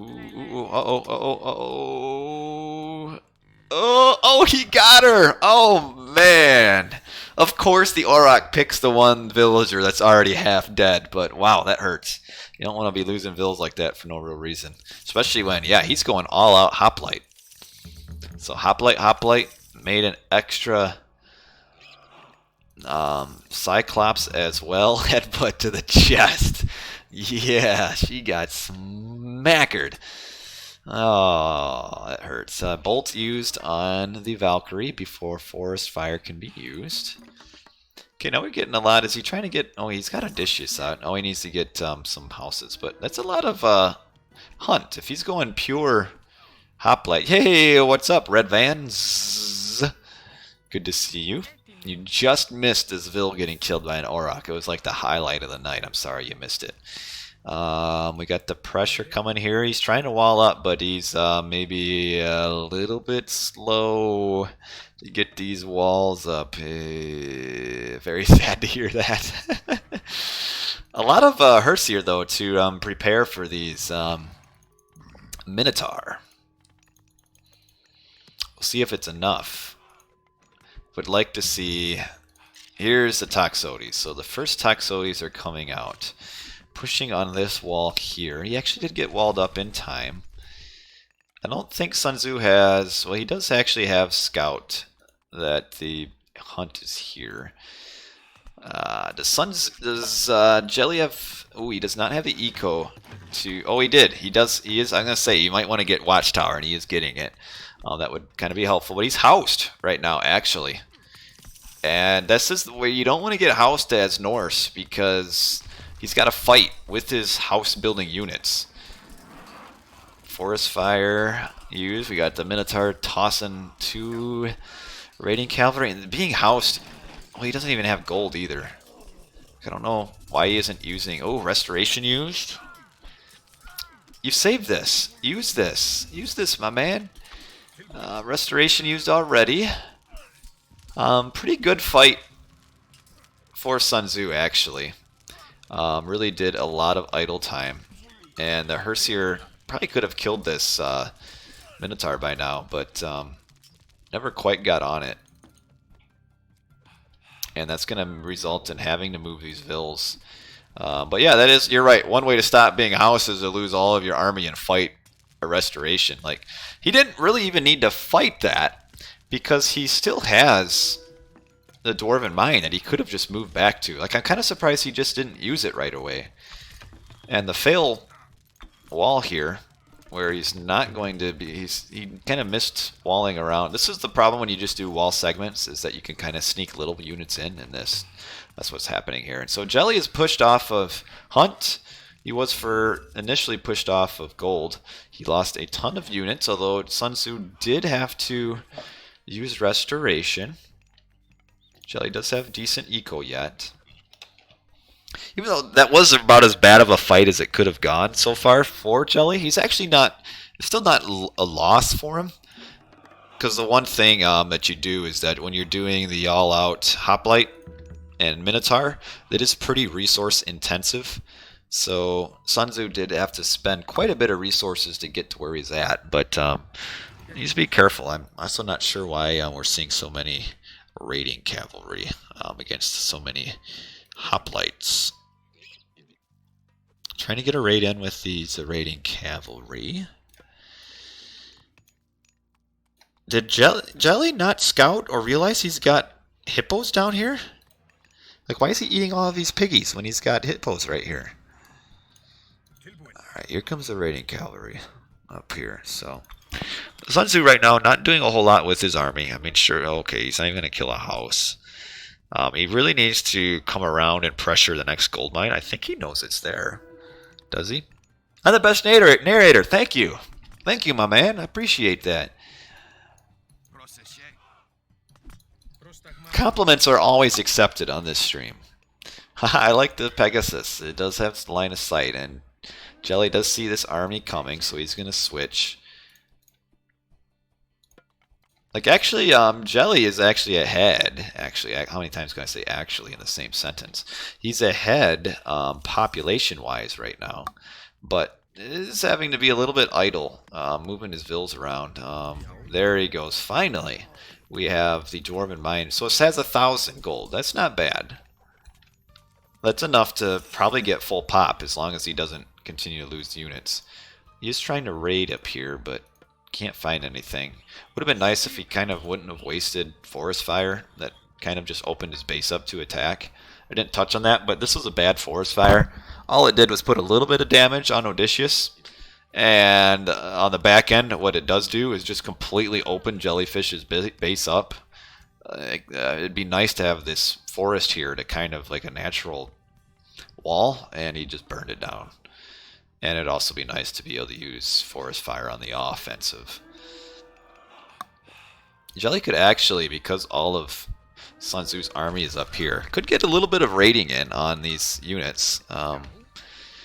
He has to know that he's hunting forward, but probably a little bit tentative to get there. Oh, gotta watch out! Losing the raiding cavalry here. Oh, here comes another Minotaur. Oh man, that's not good. He lost 2 raiding cavalry for no reason, and a big fight down here. And that Minotaur is still alive. And those Minotaurs tank so much, and Jelly does not have. Well, he's got 1 hearse here. But that's all. I mean, the Zeus just wants to get enough Toxotes in to kill any poor army management here for Jelly getting his Toxotes on the front. Oh, he's gonna get this 1 Minotaur though. Maybe not. Oh, he's so low, but Jelly is end up winning this fight. Knows that the Vills are here now. Man, this is a close game, actually. Sun Tzu has a good army, but he's out in the open now and needs to get the Toxotes on the hearse here or on the throwing axe, and either works. This is actually now this is a close fight. Get on the hearse here. Try not to lose your Minotaur, but he is. Oh, this is a bloodbath right here. This is like a really, oh man. Eventually going Sun Tzu's way, I feel. Maybe. Just needs the Toxotes to get on all the throwing axemen now. Or on the Minotaur, the one hit kill is so strong. And he will. Oh, you need to get this last hearse here, though. Oh, nothing is killing the hearse here, which took so much HP off of that Minotaur.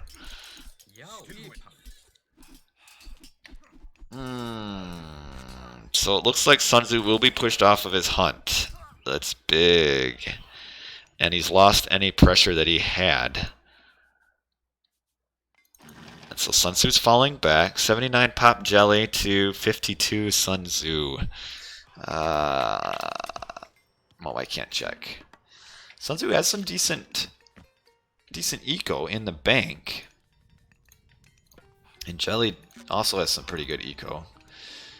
Now is able to freely mine. I don't know. I think if Sun Tzu maybe microed that a little bit better, the Minotaurs could have saved the fight for him. But those Hersier just live for a very long time, and he also was putting his Toxotes in melee range. Look at this raiding gallery wanting to get out. Here is a little bit of a tip while we have just a little bit of a calm.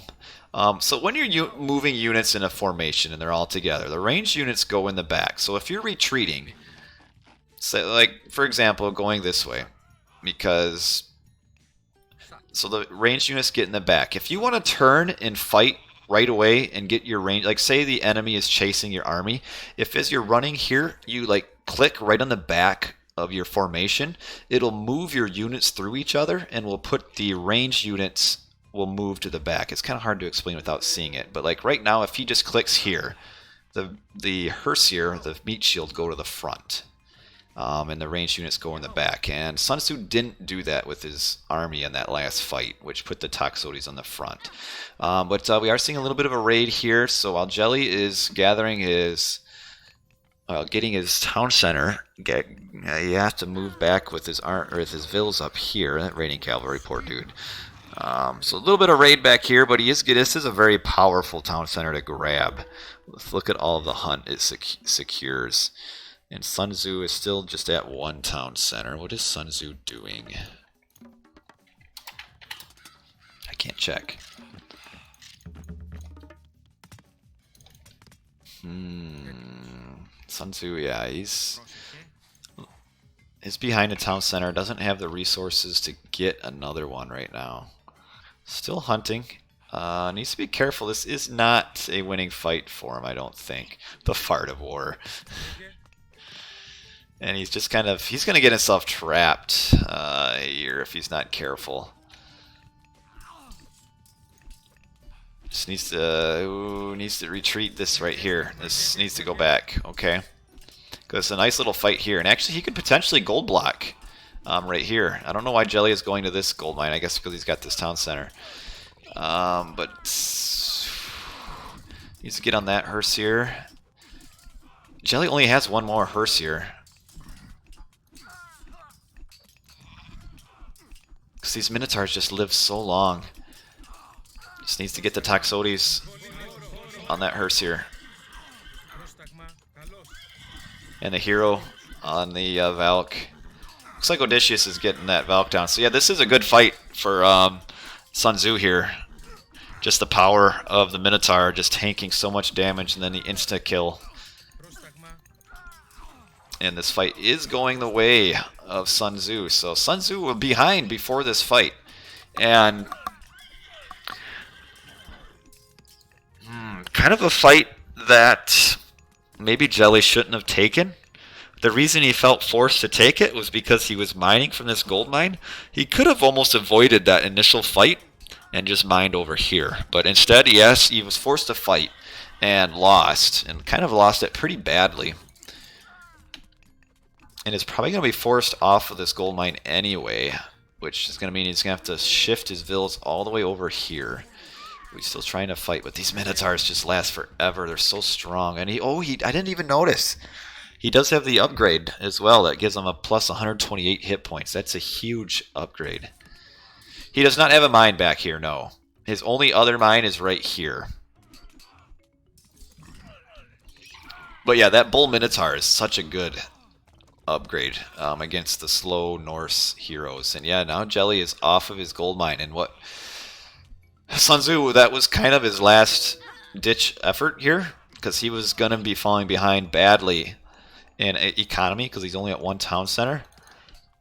And so kind of knew that he had to force a fight on a gold mine, and he got that force fight and won the fight pretty well. And Sun Tzu is pretty well ahead now, and Jelly has nothing for eco. Like nothing. 0 food, 0 gold, and he's pushed off of everything. And we talk about how strong Zeus can be. This is kind of the picture of how strong it was. I mean, Sun Tzu lost a lot of fights kind of badly, but still was in such a good position that he was able to push through here. I mean, not really a great position, but good enough that he could still kind of come back and win with a really good fight. These Minotaurs just last so long. Yeah, when in doubt, chop wood. Yeah, you're right. He's like, doesn't know what to do, and so he's gathering 1,300 wood. And kind of falling fast here. He's just losing vills, and Sun Tzu just going all out one town center. Just the one town center push here, and these Minotaurs. The Minotaurs are the star of the show. Just last forever, especially with that upgrade. Vil's dead, dead, dead, dead, dead everywhere. And like these Vills don't know where to go. These ones that kind of ran out of things to do and were just chopping wood, they all died. And these Vills, I guess, are just coming forward to oh, walk this far just to let's get the wood from these trees. This Minotaur, I don't know what it is, but just the animation of units slowly flying through the air, like it's so like drawn out, just slowly tumbling and rotating in the air. It's just so awesome. I love it. Once this army shows up on this gold mine, though, it'll probably be GG. And Sun Tzu kind of pulled this game out of the hat. Kind of the initial advantage for him here at this fight, and then lost a pretty important couple fights to get the disadvantage, and then the town center grab by Jelly. But Sun Tzu forced a big fight in this gold mine, won it on the back of the Bull Minotaur. And that has won him the game because Jelly is gold starved.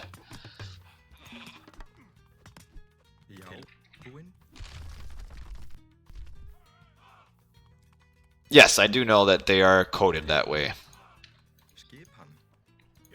I didn't know it until I started working on the patch, but yeah, there are myth unit infantry, cavalry, and archers. It doesn't really matter a whole lot. There's only just a few specials attacks that affects it, and the Minotaur is one of them. The Wadget is probably an archer,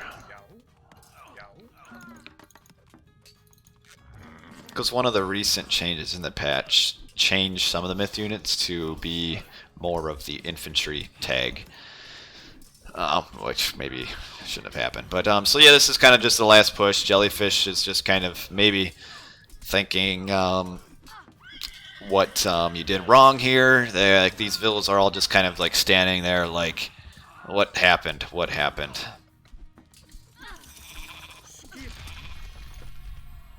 So that is GG. Well, comeback. A good comeback from Sun Tzu.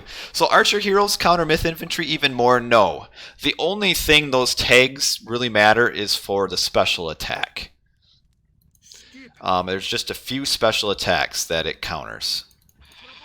Or affects. And the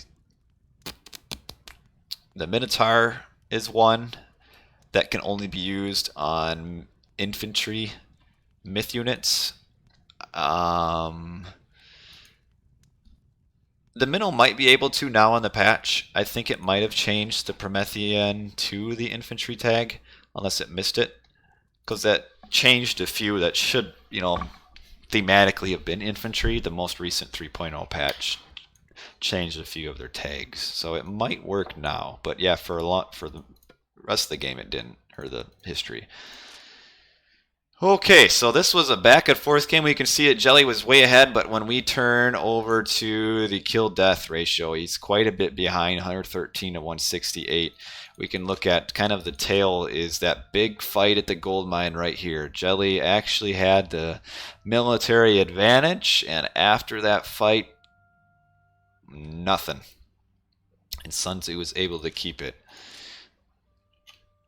And ended up just going down to that gold mine. Jellyfish just ran out of gold at the end and just couldn't quite do it. The town center grab was the right play because he needed that extra pop, but just couldn't quite win that fight there. So that is game number 4. So we are going to a game 5. That's pretty awesome. Strange Strike, coincidentally, I think you missed my stream last night. I did your series against Grandmaster the other night, which was a pretty cool watch. Started out really good for you, man. Yeah, you missed it. So game number 4. Let's get the gods put in there. Let's see. We need a Zeus on our right. By the way, hi guys.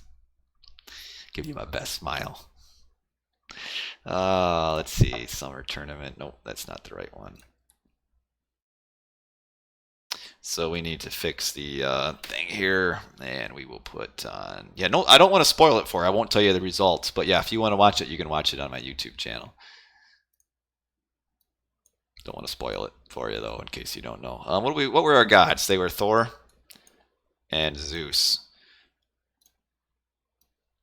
So Sun Tzu with the Zeus wins, and Jellyfish with the Thor loses. And we will update the scoreboard there to get. So it's 2-2. I like it when we get to the game 5. I love game 5, or I guess the final deciding game of the series. It's so awesome that we get to that. I like it a lot. So game number 5. So just keep in mind when we're coming into this last game is that rule of no repeat gods. So as we can see what each player has gone through as far as gods. Jellyfish is primarily a Norse player. He does still have an Odin on the table. Sun Tzu also primarily Norse. He hasn't used Thor yet, and I have seen him use Thor in some of his tournament games. So we might see Sun Tzu with the Thor on game 5. And Jellyfish, I'm not sure. I don't know what he'll go, but I'm thinking maybe a Thor. I might be completely wrong though. But let us move on to game 5. Let me find the right recorded game. Should be right here, I think. Yeah, it is random map, so that is kind of some RNG a little bit. Looking at random map RNG. Okay, this should be the last game.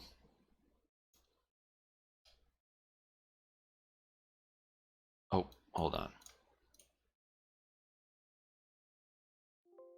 I know I can't do that because it's in use.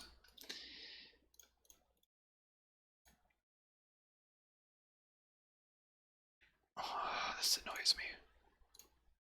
I'm so bad at using computers sometimes. But what you guys think? How's this series gone?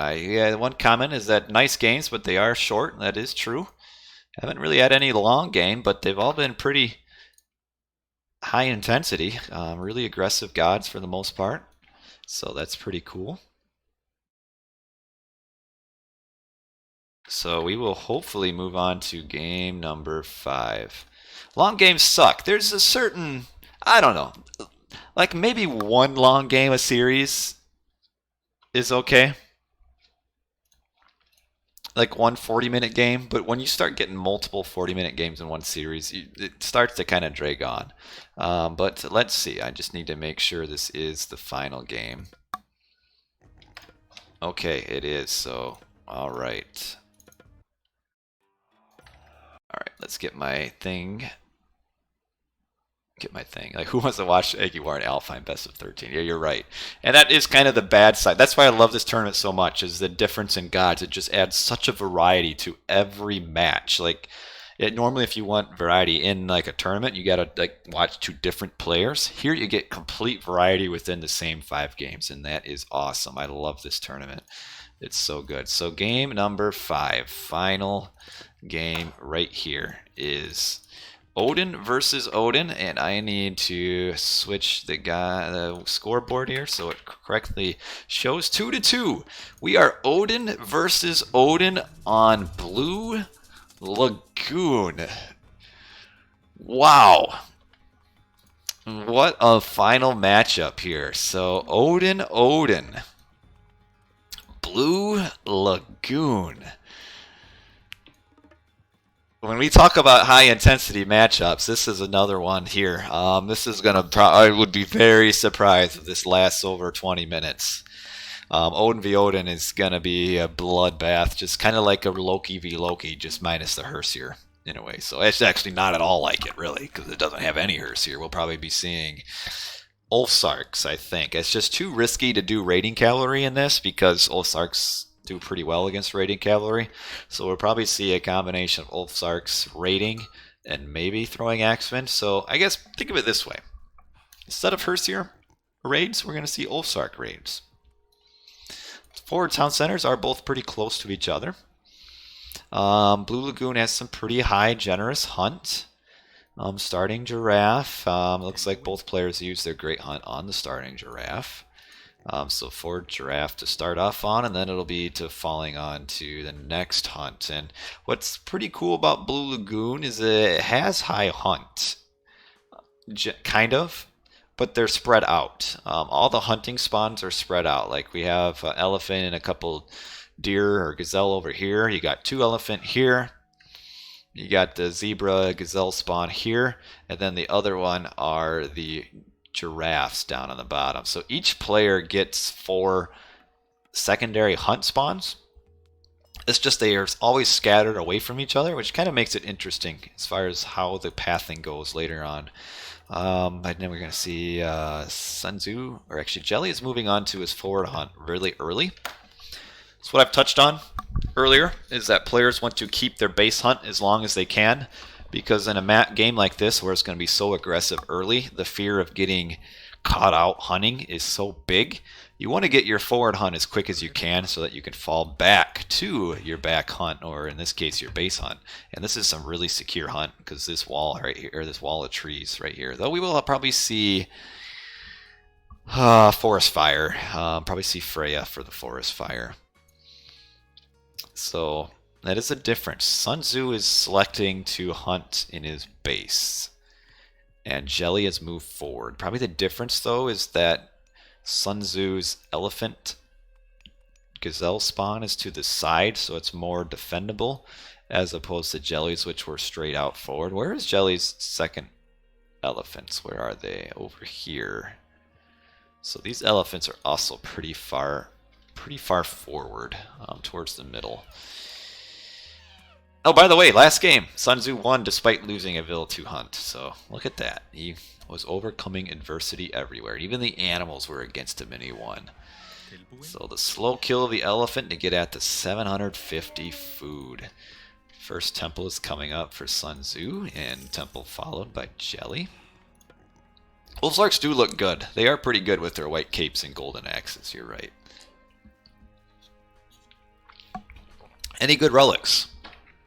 Villagers farm faster, probably won't really come into play. Improves hero speed, boots of kick everything. Imagine if this were Loki v Loki. This matchup doesn't really matter a whole lot. Alright, getting that lax ox cart up. Probably will move one of these gold mining villagers to wood. Or probably both of them. This guy's a little bit stuck. Yeah, you gotta move him out of there. There he goes. And then we see Sun Tzu. Sun Tzu is advancing a little bit faster. Let's compare population, actually. So Sun Tzu is 20 of 25, and Jelly is 21-25. So Jelly went for one more Vil before aging. Valk TA wins here, but the problem is you have to get some favor for those Valks.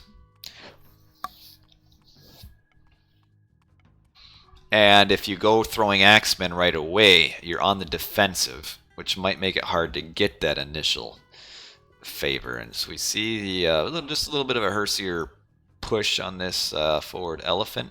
Jelly will just try to gather for as long as he could. Red would Heimdall push. You think so?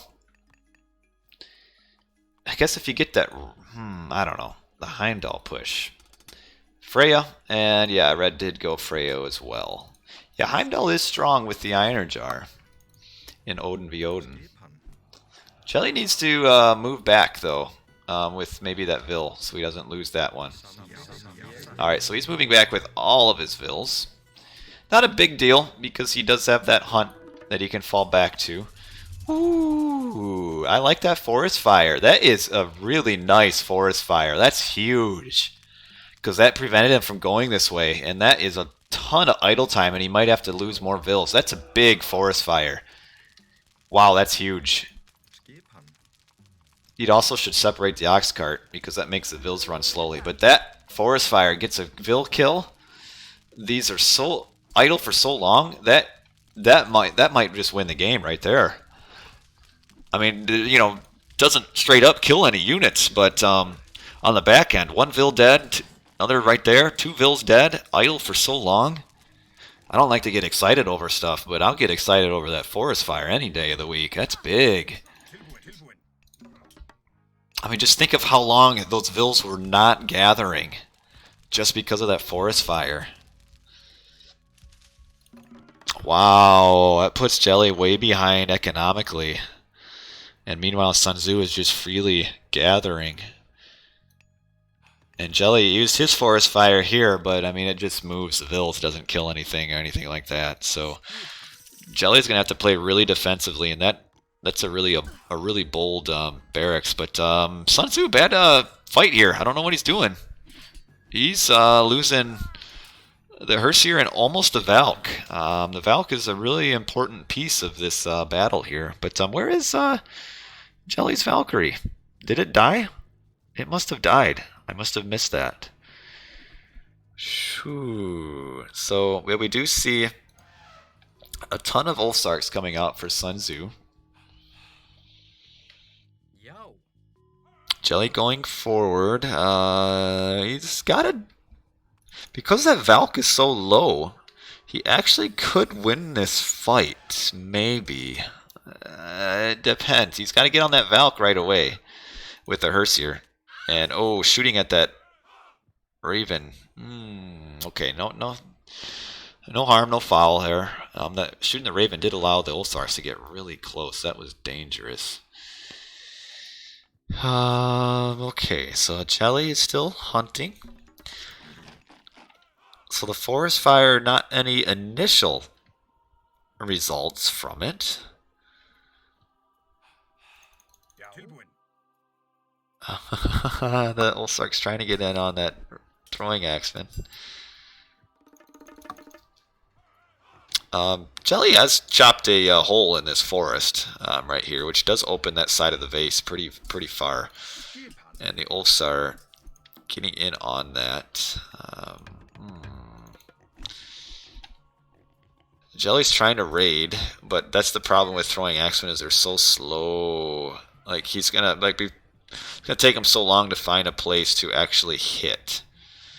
And meanwhile, he's defensive everywhere. And for this entirety of the game, Sun Tzu has been hunting, and Odin with that extra 20% bonus on hunt through his god bonus. That's pretty big.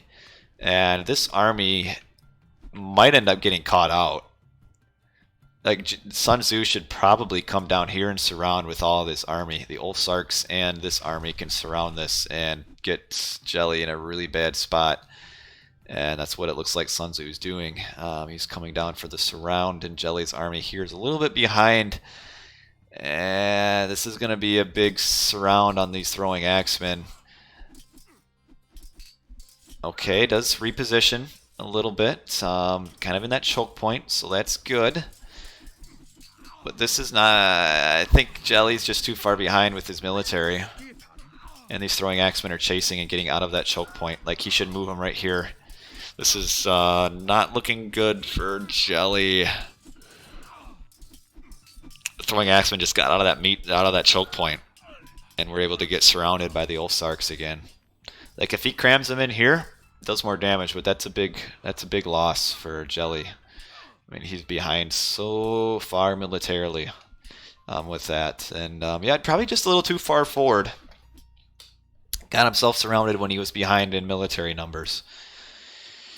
And that's kind of the curse when you talk about throwing axemen in this situation. If you raid with them, they're so slow, they can get surrounded. Getting a few kills on that Ulfsark, and he is out hunting. All Sun Tzu has to do is just run up here. Does he have line of sight of the... At least, oh, he doesn't have those elephants scouted, though. Ooh, he should know these elephants exist somewhere because he hunted a double pack of elephants. Like, he might be ready to get a scouting party to come up here and make sure. We'll see. It looks... Ooh, I thought they were going to run. Yeah, if he scouts up here and sees this...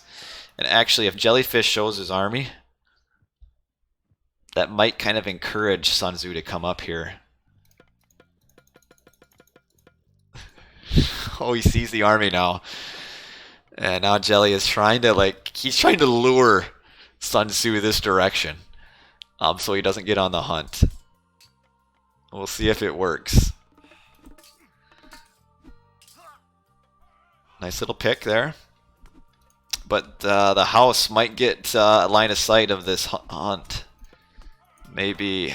Oh, now they're in line of sight. He saw the ox cart. Did he notice? Did he notice the ox cart? Here come the Valks. So the throwing axeman Valk combination is coming in, but there's just not enough throwing axemen. Like, he needs to fall back. So did Sun Tzu notice that ox cart? It was in line of sight. Will he check? Like, so far there's no movement in that direction. Did he notice? I don't think he did, because I think if he would have noticed, he would have gone that direction right away. Yeah, it's not a big deal. I mean, it could be, but Jelly's behind already. I mean, finding that hunt would just be the nail in the coffin. As it is, Jelly's still behind. But yes, Sun Tzu must not have noticed. The ox cart tried to, as Sigma says in chat, tried to be the traitor, but didn't quite. Didn't quite. But Jelly will probably end up losing because of the gold starve, though. Like, we've got quite a ball of throwing axemen here. Let's just real quick look for the sake of, before this fight happens, I'm looking at, yeah, 83 of 105 pop Jelly to Sun Tzu's 115, 115. So this is probably going to be our last final fight right here, because Jelly's just so far behind militarily. And yeah, Jelly has nothing to fall back on, so when he loses this battle, that'll be the end of his military, and then just has to sit on the gold mine, and that's GG. Here come the Redvilles. They're coming in just because this is the all-in right here. The all-in for Jelly, and it's not going to be enough. The Valk standing tall, just living forever here. And that is GG. Skriling's still alive. Is it still alive, or did it die there at the end? So Jelly won last game? No. Jelly lost. Jelly won the game before to go to... Or no, Jelly lost that one too. So 3-2. That is the series. Sun Tzu wins the last two games and ends up victorious. He might have missed a couple games. Actually, so this is, you just came back to the end where we're at game number 5, and Sun Tzu won to win the series. So we were back and forth all over. Jelly won. Yeah, I got the order in out of order, but it doesn't really matter. In the end, we got all 5 games, and Sun Tzu won. That forest fire just put Jelly behind early, economically, and then Jelly got caught out here. Kind of a low percentage raid with throwing axemen. And then when he lost that army, he was just behind militarily and was never able to come back and keep up. We actually see he's able to keep up a little bit, but when you look at the food gathered with that forest fire, just really low food for so long, which kind of put a cramp in his style a little bit. And this is that big fight right at that cliff right there where Jelly just let his throwing axeman get surrounded because he got caught out coming back here. Could have maybe used the cliff little hole right here for a little bit better of a kind of a meat, almost using the cliff as a meat shield, using it as a choke point, what I'm looking for, but didn't quite do it and lost the game 5. Well, stinks to be Jelly, but Sun Tzu slides through. But you can see the score here, that forest fire just put Jelly uneven so long, and that's just nice forest fire, really nice. Really good use of that forest fire, I have to admit. And another short game. We had 5 pretty short games in this series, so a 12-minute victory for Sun Tzu. So we will just update the scoreboard there. Get to our summer overlay. Yes, they have to change gods every game. So that is the last game. So we will just so we have the scoreboard updated. No, that wasn't Thor. That was Odin. We were looking at Odin v. Odin. Odin v. Odin. So we will put Odin here. Hey, where did the Thor go? Put that there. We need to bring our Thor back because he disappeared.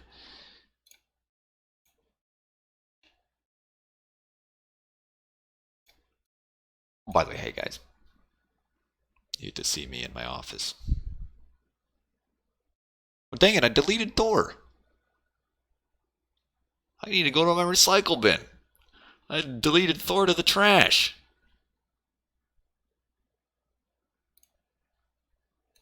Oh my goodness. We need to get Thor out of the trash so I can fix this. I'm sorry, Thor. I sent him to the trash. So that's why he disappeared, because I deleted him. Oh, where are you, Thor? Come back. I'm sorry. I didn't mean to.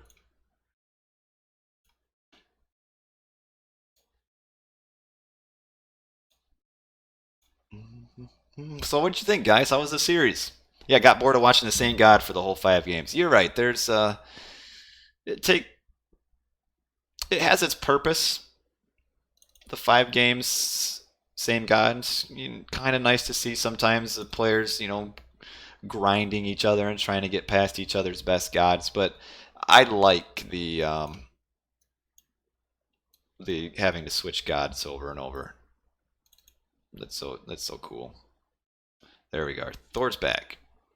So now I just need to move him back here. Sorry, Thor. My apologies. Now we'll move Thor. He is returned to our little thing there. And I need to put the final thing and paste a duplicate. Grandmaster series of yesterday was more interesting. Well, it had what was cool. Yeah, no, this was round of 32. Or not 16. This was the second round match.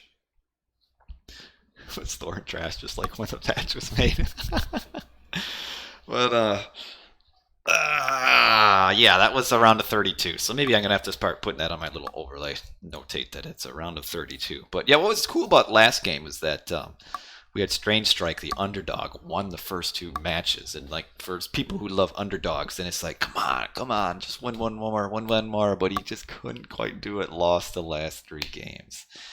Spoilers to those who didn't see it, I guess. Sorry. But yeah, so this is still pretty nice games here. Pretty quick to get through all five.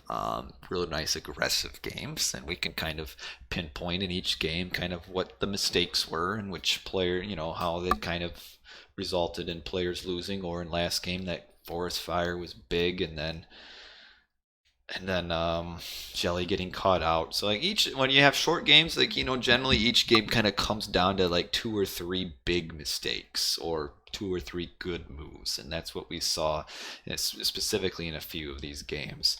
Was just a few big moments, and that's what determined the games. So GG's. So I hope you guys enjoyed. I'm glad it seems like you get some good comments about how people like these matches, and how players have to change gods. So the good news is I'm hoping to do, because I like this format so much, and we'll see based on my time and how things go, but I'll try to do all of the round of 16 and up. So that will be 8, 4, 2, 1. So 12, 13 series. So with counting this one, hopefully like 12 more series to do. So I think I'll be able to do that, because right now I'm on night shift, so I have time to do that. Man, I can't believe I poured water on my desk. My desk is kind of crappy, and it kind of is not liking the water very much. Kind of seeps in. So please do, Mr. Red Van says. So do remember, if you don't catch my streams on the Twitch, I do have a YouTube. I have a lot of videos saved there. And one play, I am Joe. I'm sorry, guys, that my YouTube chat isn't showing up. I'm trying to figure out why. I couldn't figure it out. So Okram said, yo, man, and one play, I am Joe. I will do his series. I don't know if he's played the second... I don't know if he's played the round of 16. I already did Joe's round of 32 match, if you're still here, Mr. Lopez. That's on a previous stream, so you should be able to see that. Yeah, I don't know if we lost him for good or not. I don't know if it's a bug with Restream or what, and that they'll fix it.